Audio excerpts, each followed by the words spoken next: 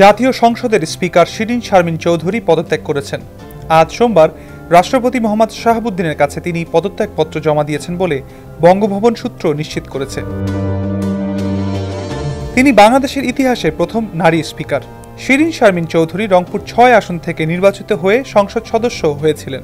২০০৮ সালের নির্বাচনে আওয়ামী লীগ ক্ষমতায় আসার পর স্পিকার নির্বাচিত হন আব্দুল হামিদ। তাকে রাষ্ট্রপতি নির্বাচিত করা হলে ২০১৩ সালের ৩০ এপ্রিল স্পিকার নির্বাচিত হন শিরিন শারমিন। এরপর থেকে টানা ১১ বছর এই দায়িত্বে ছিলেন শিরিন শারমিন। ছাত্র জনতার অভ্যুত্থানের মুখে গত ৫ আগস্ট শেখ হাসিনা প্রধানমন্ত্রীর পদ থেকে পদত্যাগ করে দেশ ছাড়েন। এরপর রাষ্ট্রপতি সংসদ ভেঙে দেন। ৮ আগস্ট অন্তর্বর্তী সরকার শপথ নেয়।